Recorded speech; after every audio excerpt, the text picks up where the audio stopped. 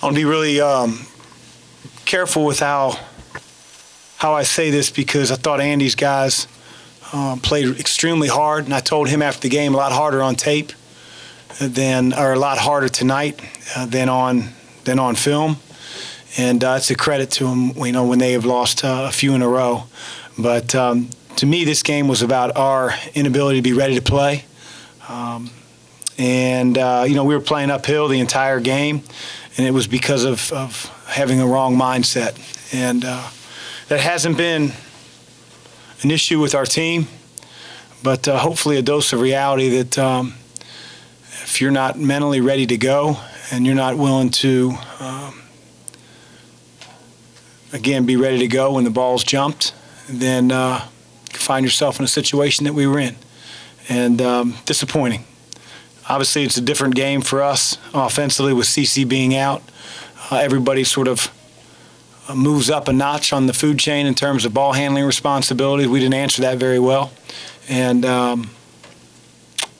so not the merriest lead into Christmas, but it is what it is. Coach, what did you say to the guys at halftime? I know that you were disappointed right now with the way they played, but what did you say to them at halftime going into the locker room without the lead?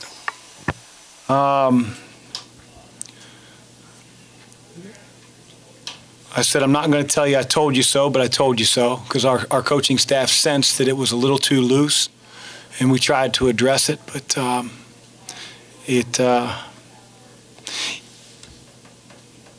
got to do a better job.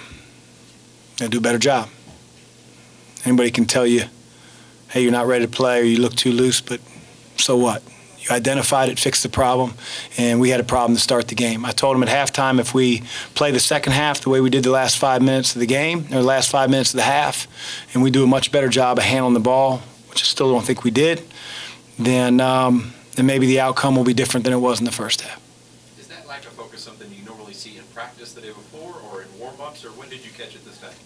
I just sensed when we got to the arena, and it was more our staff sensing it, with guys getting shots, just being a little loosey-goosey in warm-ups, layup lines, and certainly you could sense it and feel it on the floor in the first 4 or 5 minutes of the game. Felt like it was a mortuary on the defensive end. There was no talk, and, we got served.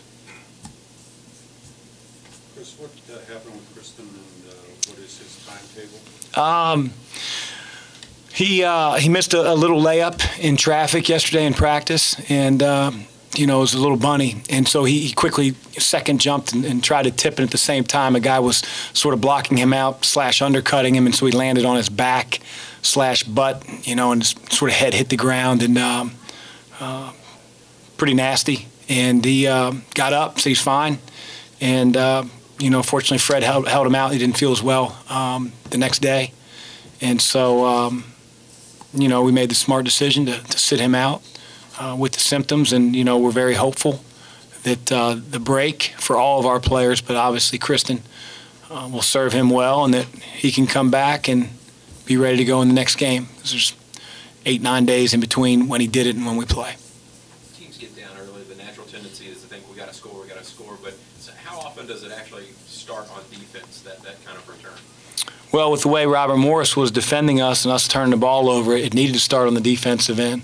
We had to have an answer for how fast they were running their offense, how quick they were slipping their big to the rim. We did a poor job on a few pick and roll coverages that led to layups or fouls, and so or downhill drives.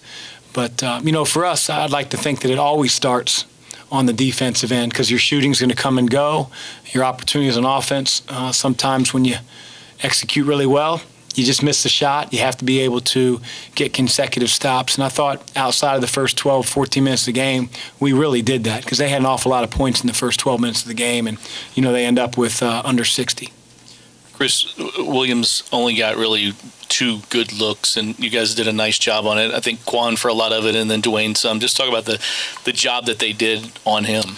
Yeah, it was tough, and it was a lot of different guys. But Quan's been an excellent defender all year, and he's a guy that we trust to take a a player, like Josh Williams and chase him all over the floor and defend him without fouling. But, some of their other guys stepped up, hit some shots that, quite honestly we hadn't seen. But I thought the difference with Robert Morris tonight was they played a lot harder, especially offensively, and we were just a tick slow.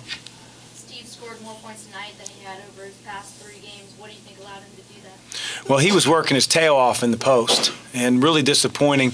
And, he may have set his teammates up, guys getting habits that, bless you, guys getting habits that they can't really find Steve because he's invisible. And then tonight, he's doing a great job of sealing his man up the lane. He's asking for the ball on high lows. He's sealing his man on skip passes. And we missed him a few times. So we're going to have to get better in that regard. But it was great to see. I thought it started with Steve's effort in terms of trying to seal his man deep close to the basket, which he's so wide, so athletic. The more we can get it to him right there, as you know, if he gets fouled, he's an awfully good free throw shooter. Chris, Steve, you go. They did a really good job of denying your team a chance to drive, and when your team was able to drive, they were able to get blocks. I think they had 7 blocks in the game. Were you surprised at how well they were able to defend early on? Again, tape to tonight. Didn't think that they played as hard as they did when they came in the Yum Center. I was told by Matt Painter years ago, and I'll never forget it, if the guy on you blocks your shot on the perimeter, you just made a really boneheaded play. And, think about if you played basketball, if a guy blocks your shot while he's guarding you, I don't want to say you can't play, but you got to have that feel. Of course, a couple of them, one of them was 2 seconds on the shot clock, so there weren't a lot of options. But again, I thought Andy's kids played really hard all night. Chris, Ryan has really been doing a lot more than shooting threes. When Darius went out, he made some great passes early on, now driving to the hoop. What are you seeing from him as he's trying to expand his game? He didn't play very well in the first half, so you must be complimenting him on the second half. I was really disappointed in Ryan's approach to the game in the first half. And we need him to be stronger with the ball when he gets in traffic. We need him to be stronger with the ball when he gets in traffic, because he can get in traffic. His defender is going to be in the air a lot, because all he has to do is look up at the banners, and guys are going to jump. But it's the ability to make decisions and be tough with the ball that we really need out of Ryan. And then defensively, he needs to have a louder presence and a louder voice on the floor, because he's such a smart player.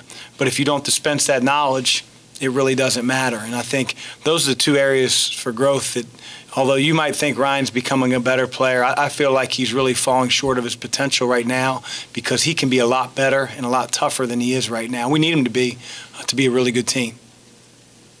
Coach Mack, Robert Morris started 12 for 16 from the field, and they went 11 for 45 in the game. What kind of defensive adjustments did you make to make sure they kind of got rid of that hot hand from the start? Yeah, none. Didn't make any. That's how good of a coach I am. No, I'm serious.